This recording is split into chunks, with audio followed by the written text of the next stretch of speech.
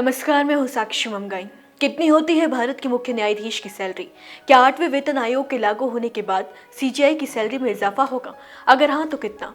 इन सारे सवालों के जवाब देंगे और ये भी बताएंगे कि इस सप्ताह पदभार ग्रहण करने वाले देश के 53वें चीफ जस्टिस सूर्यकांत 1 दिसंबर को देश को क्या सरप्राइज देने वाले हैं। चलिए शुरू करते हैं। जस्टिस सूर्यकांत देश के 53वें चीफ जस्टिस बने हैं। उन्होंने जस्टिस BR गवई की जगह ली। अब क्योंकि भारत के मुख्य न्यायाधीश का पद जिम्मेदारी और गरिमा से भरा होता है और उसी हिसाब से उन्हें वेतन और भत्ते भी दिए जाते हैं। अगर हम सीधे तौर पर सैलरी की बात करें तो सीजेआई को हर महीने 2,80,000 रुपए का मूल वेतन मिलता है, लेकिन ये आंकड़ा सिर्फ बेसिक सैलरी का है। इसके अलावा उन्हें कई तरह के खास भत्ते भी दिए जाते हैं जो उनकी कुल कमाई में इजाफा करते हैं। दिल्ली में शानदार सरकारी बंगला, मोबाइल और लैंडलाइन की मुफ्त सुविधा, देश विदेश में सरकारी खर्च पर यात्रा, बिजली पानी लगभग मुफ्त मेडिकल सुविधा, निजी ड्राइवर और सहायक, सुरक्षा कवर और रिटायरमेंट के बाद पेंशन और सुरक्षा सुविधाएं भी सीजेआई को मिलती है। वहीं बात अगर बाकी जजों की सैलरी की करी जाए तो वो सीजेआई से कम होती है। एनडीटीवी की एक रिपोर्ट के मुताबिक सुप्रीम कोर्ट के बाकी जजों की सैलरी सीजेआई के मुकाबले 30,000 कम होती है, यानी सुप्रीम कोर्ट के एक जज को हर महीने 2,50,000 रुपए का वेतन मिलता है। इसके अलावा बाकी तमाम तरह की सुविधाएं भी मिलती है। इसमें सुरक्षा से लेकर आवास और ट्रैवल अलाउंस शामिल होते हैं। इसी हिसाब से पेंशन भी सीजेआई से थोड़ी कम होती है।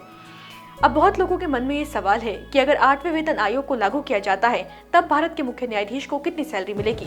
देखिए, जैसा कि अभी आपको बताया, भारत सरकार के नियमों के अनुसार वर्तमान में सीजेआई को प्रति माह 2,80,000 रुपए सैलरी दी जाती है। अगर 8वें वेतन के हिसाब से देखें तो एपीपी की एक रिपोर्ट के मुताबिक सैलरी 5 लाख रुपए के आसपास हो सकती है। रिपोर्ट में लिखा गया है कि 8वें पे कमीशन में फिटमेंट फैक्टर 1.83 से 2.46 के बीच रह सकता है। फिटमेंट फैक्टर बढ़ता है तो बेसिक पे अपने आप बढ़ जाता है और इसके साथ ही डीए, एचआरए, टीए जैसी सुविधाएं भी बढ़ती है। अगर फिटमेंट फैक्टर 1.83 होता है तो उनकी सैलरी 5 लाख रुपए के आसपास हो सकती है। आपको बताते चले कि पूर्व सीजेआई गवई के बाद सीजेआई का पद संभालने वाले जस्टिस सूर्यकांत ने सोमवार को पद संभालने के बाद पहले दिन करीब 2 घंटे की कार्रवाई के दौरान 17 मामलों की सुनवाई की।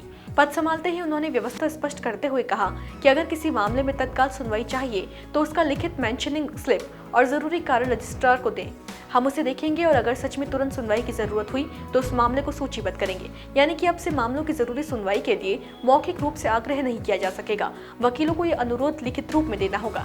ये बात यहाँ पर इसलिए भी अहम हो जाती है क्योंकि देश के नए मुख्य न्यायाधीश जस्टिस सूर्यकांत ने बीते दिन कहा है कि 1 दिसंबर से कुछ नया होने वाला है। उन्होंने केस मेंशन करने आए एक वकील की दलील सुनने के बाद कहा कि 1 दिसंबर तक रुकिए। उन्होंने कहा 1 दिसंबर तक इंतजार करें, हम कुछ प्लान कर रहे हैं, हम आपके मुद्दे जानते हैं, आपको जिक्र करने की जरूरत नहीं है। इसके साथ ही उन्होंने कहा कि सुप्रीम कोर्ट में सुधारों का पहला सेट 1 दिसंबर से लागू होगा। जस्टिस कांत की ये टिप्पणी केस मेंशनिंग सिस्टम में बड़े बदलाव का संकेत है।